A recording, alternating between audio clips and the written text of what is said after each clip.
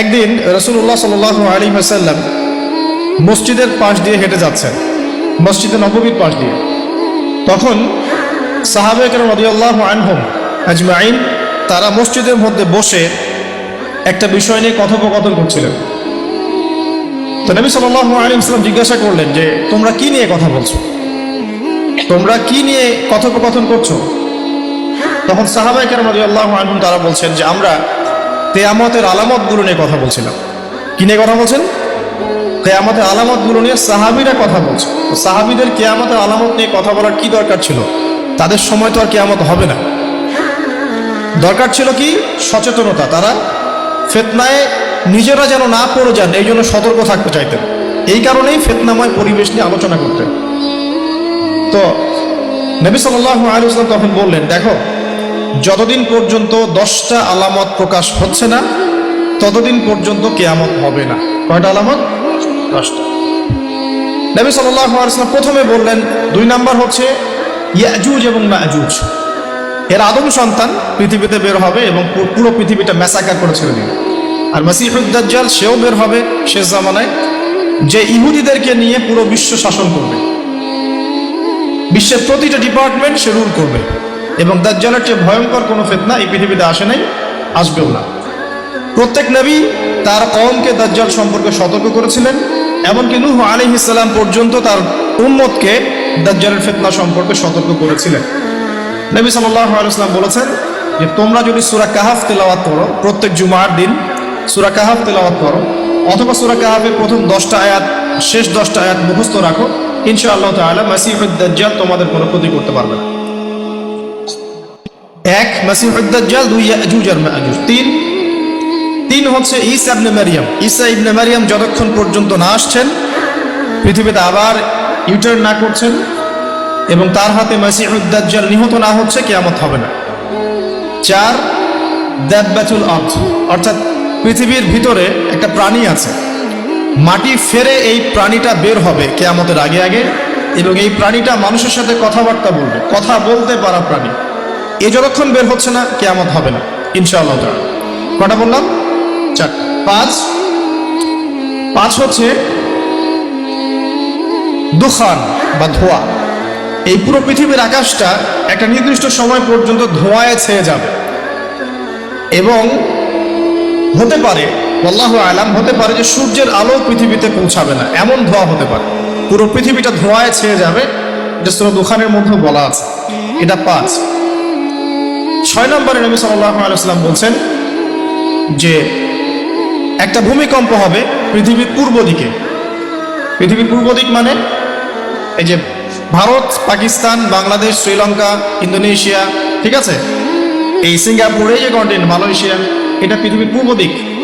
এদিকে একটা ভূমিকম্প হবে। তারপরে 7 পৃথিবীর পশ্চিমে একটা ভূমিকম্প হবে। পশ্চিম মানে বোঝেন না? পশ্চিমা বিশ্ব না, সৌদি আরব, পশ্চিমা বিশ্ব, ব্রিটেন, ফ্রান্স, জার্মানি, তারপরে রাশিয়ান কন্টিনেন্ট, হ্যাঁ, ইউক্রেন, এইদিকে আপনার আমেরিকা, এই পুরো পশ্চিমা বিশ্ব, এখানে একটা ভূমিকম্প হবে বড়, এবং এগুলি এমন হবে যেগুলোতে ভূমি মাটিতে ধসে যাবে, মাটিতে ডুবে যাবে। ভূমিকম্প না, ভূমিধস।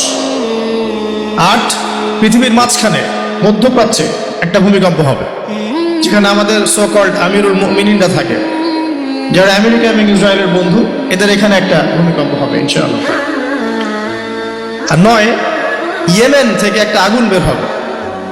ইয়েমেন থেকে একটা আগুন বের হবে, যে আগুন মানুষকে হাসরের মাঠের দিকে তাড়িয়ে নিয়ে আসবে। আরেকটা বলেছেন 10 নম্বর, যেটা এই মুহূর্তে আমি ঠিক মনে করতে পারছি না।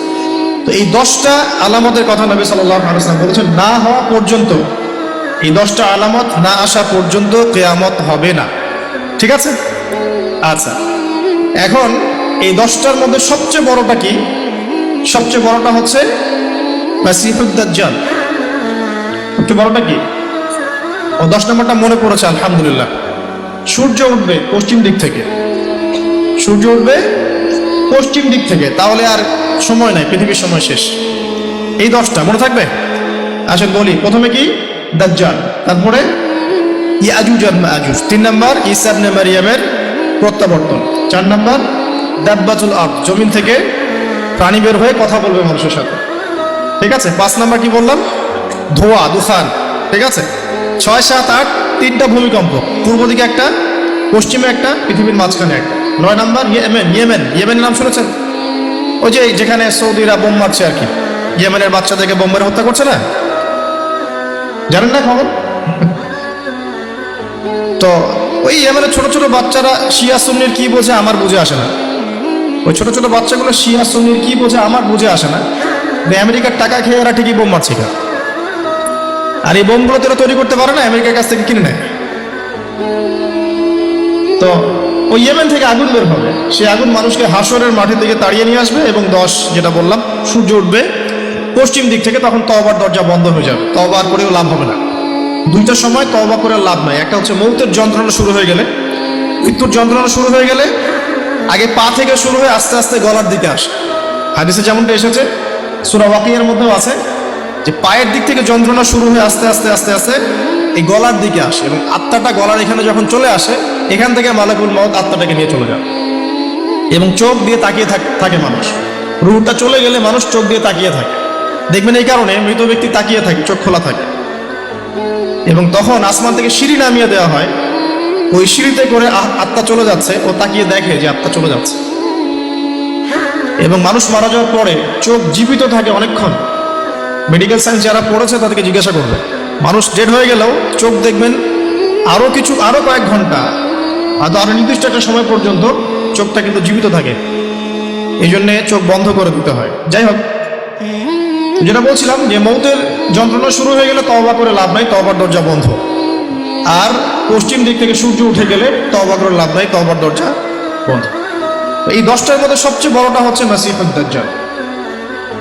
কেন বড়? কারণ নবী সাল্লাল্লাহু আলাইহি ওয়াসাল্লাম নিজে বলেছেন যে পৃথিবীর ইতিহাসে আদম আলাইহিস সালাম থেকে শুরু করে মুহাম্মদ সাল্লাল্লাহু আলাইহি সাল্লাম পর্যন্ত এই যে লক্ষ লক্ষ নবী রাসূল এসেছেন, পৃথিবীর এই যে শত লক্ষ বছরের হিস্ট্রি, এর মধ্যে দাজ্জালের চেয়ে ভয়ঙ্কর কোনো ফিতনা আসে নাই।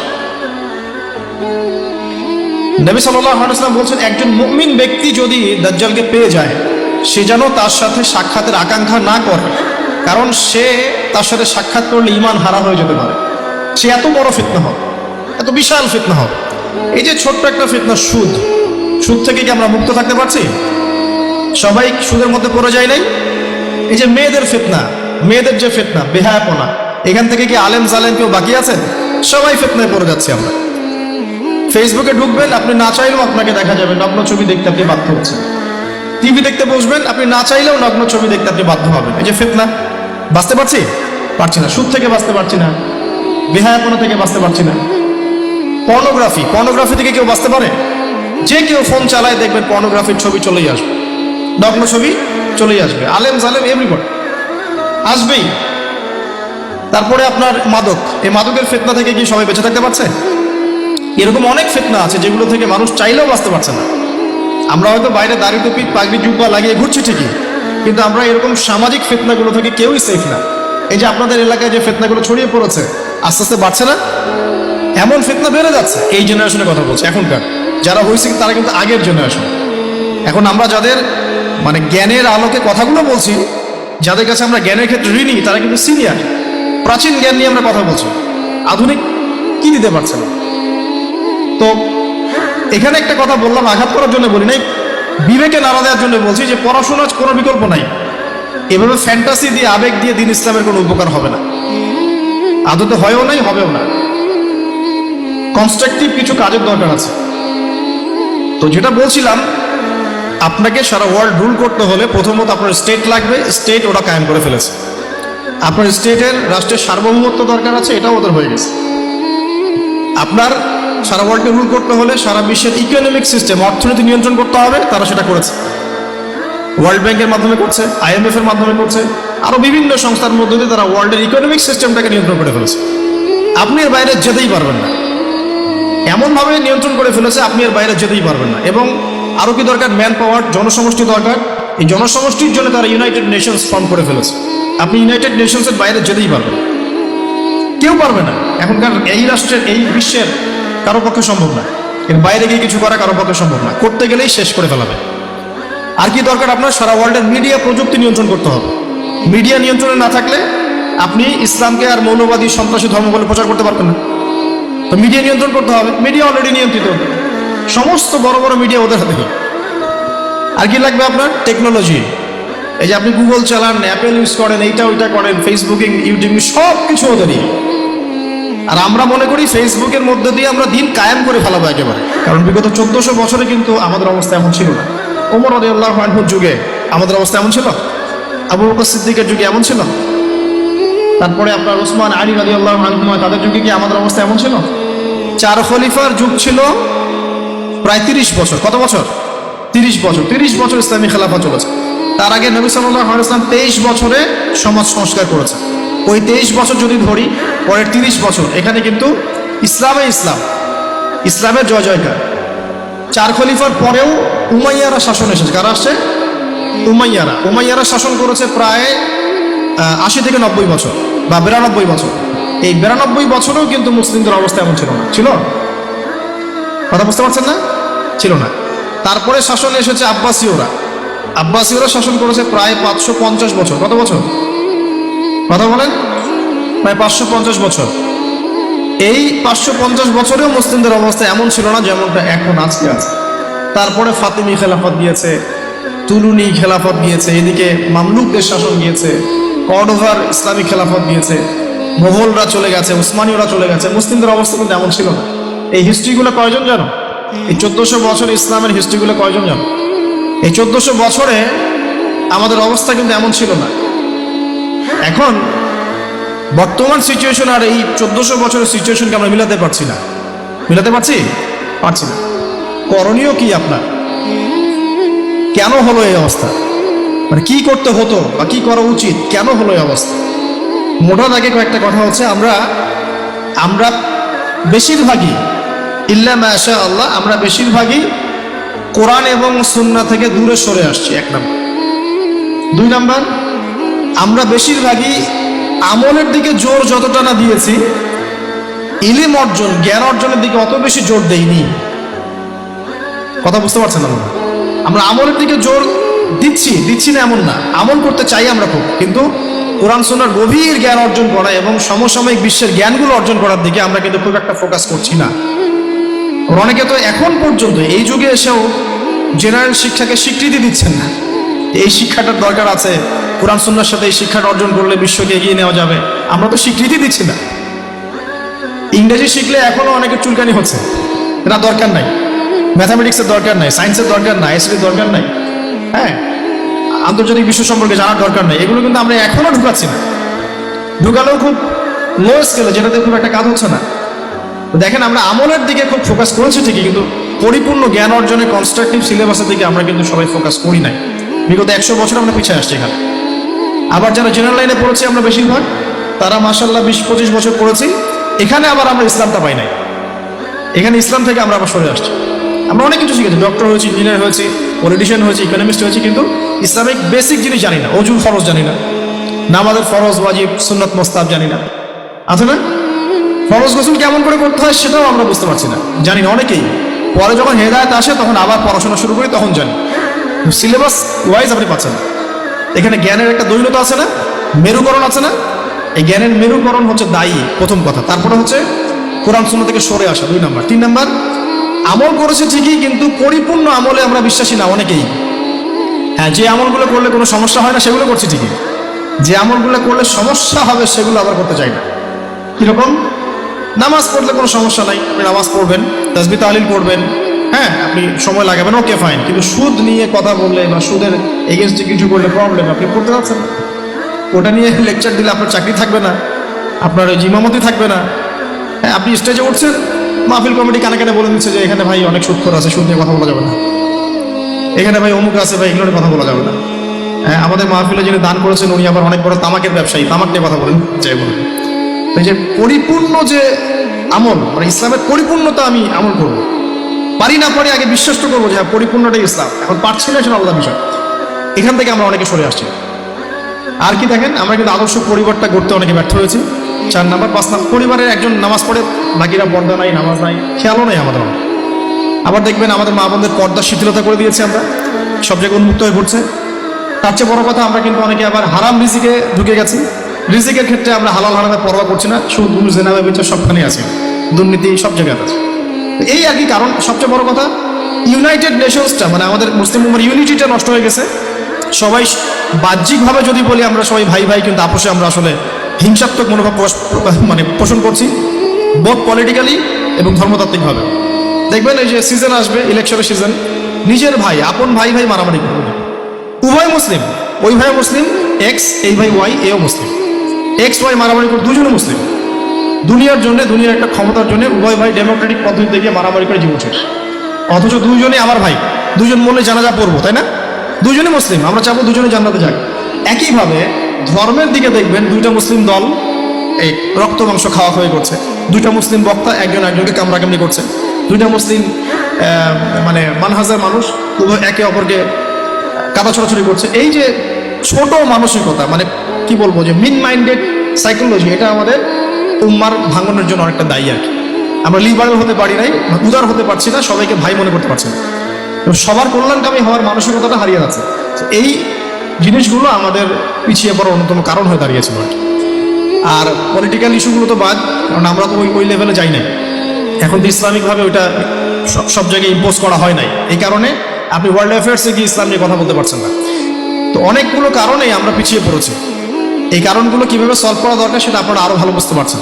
জ্ঞান অর্জনের দরকার আছে, এখন আমল বাড়িয়ে দেওয়ার দরকার আছে, আদর্শ পরিবারের প্রয়োজন আছে, হালাল রিজিকের প্রয়োজন আছে, পর্দায় চলে আসার দরকার আছে, আমাদের আগামী প্রজন্মকে মানুষ করার দরকার আছে, উম্মার ঐক্যবদ্ধতার পিছনে কাজ করার দরকার আছে, এবং ইসলামের বিরুদ্ধে যে বিভ্রান্ত মতবাদগুলো, এগুলোর বিপক্ষে দালিলিক জবাব দেওয়ার প্রয়োজন আছে। এভাবে কিন্তু আমরা আবারও ওই নতুন জায়গায় আসতে পারবো ইনশাল্লাহ। আমি হতাশাবাদীদের অন্তর্ভুক্ত নই, আমি ব্যক্তিগতভাবে, এবং এই উম্মাহ কখনো হতাশ হবে না ইনশাল্লাহ। নবী সাল্লাল্লাহু আলাইহি ওয়াসাল্লাম মাত্র 23 বছরের মধ্যে যদি আইয়ামে জাহিলিয়াতকে পরিবর্তন করে ফেলতে পারেন, তাহলে সেই আল্লাহ যদি জীবিত থাকেন, সেই নবীর সুন্নাহ যদি জীবিত থাকে, এবং সেই কোরআন যদি আমাদের হাতে থাকে, আজকেও সম্ভব সারা ওয়ার্ল্ডের প্রেক্ষাপট পরিবর্তন করা। আমরা বড় স্বপ্ন দেখতে চাই, ছোট স্বপ্ন দেখবেন কেন, বড় স্বপ্ন দেখবেন। এই স্বপ্নের উপর দাঁড়িয়েই তো ইনশাআল্লাহ ইমাম মাহদী এই বিশ্বে ইসলাম প্রতিষ্ঠা করবেন না? তিনি কেমন করে করবেন? তিনি তো একা, কেমন করে করবেন? নিঃসন্দেহে তার কিছু মানুষ থাকবে যারা তার মতো করে চিন্তা করে, যারা পরিপূর্ণ ইসলাম পালনে নিজেকে উৎসর্গ করতেও প্রস্তুত থাকবে। এমন তো কিছু মানুষ তিনি নিয়ে আসবেন, তিনি তো পারবেন। ঈসা ইবনে মারিয়াম তো আসবেন, আমি বললাম 10টা আলামত, তার মধ্যে একটা হচ্ছে ঈসা ইবনে মারিয়াম আসবেন, এবং তিনি এই জুলুমের ভিত্তিটাও উপড়ে ফেলবেন। এটা কি এমনি হবে? অনেক ত্যাগ হবে, অনেক প্রতীক্ষা হবে, অনেক পরিশ্রম হবে, হ্যাঁ, তাদের রিপোর্ট থাকবে। সারা বিশ্বের মধ্যে ইসলামটা আল্লাহ যাদেরকে পছন্দ করবেন তাদের মধ্যে দিয়ে ছড়িয়ে দিবেন। একবার না একবার কিন্তু এটা হবেই। আমরা জানি আসন্ন সময়গুলো তাদের বিশ্বকে ডমিনেট করার সময়, কিন্তু তারপরে একটা যুগ আসবে যে যুগে ইসলামের সোনালী সকাল কিন্তু আবারও দেখা যাবে ইনশাআল্লাহ।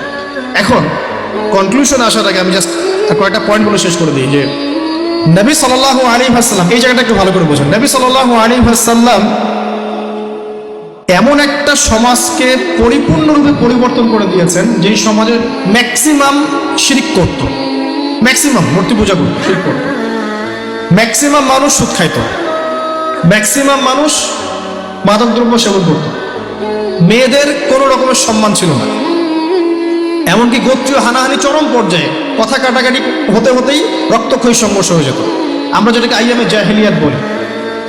এদিকে দেখেন নবী সাল্লাল্লাহু আলাইহি ওয়াসাল্লাম আইয়ামে জাহিলিয়াতের একটা জাহেলি সমাজকে কত বছরে পরিবর্তন করেছেন বলেন? কত বছর? মাত্র 23 বছর। 23 বছর পরে মক্কার দিকে তাকিয়ে দেখেন, কোনো শিরক আছে কি? কোনো সুদ আছে? কোনো জেনা, ধর্ষণ, মাদক, মেয়েদেরকে জীবন্ত কবর দেয়া, মানবতা বিরোধী কোনো অপরাধ আছে? 23 বছর। কত বছর? আপনি হিস্ট্রি পড়েন, দর্শনের যে শাস্ত্রগুলো পড়েন, পড়ে দেখেন এমন কোনো দার্শনিক মতবাদ নাই, এমন কোনো ঐতিহাসিক সমাজ পরিবর্তনকারী মতবাদ নাই যেটা এত অল্প সময়ের মধ্যে সমাজ পরিবর্তন করে ফেলছে। আমি চ্যালেঞ্জ করব, আমি নিজে পড়েছি হিস্ট্রি, আপনি পড়েন, আমরা ফিলোসফি পড়েছি, আপনি পড়েন, যে কোনো সভ্যতার কথা বলেন, ওই মার্ক্সীয় সভ্যতার কথা বলেন, আপনি ইতালির সভ্যতা বলেন, ব্যাবিলনের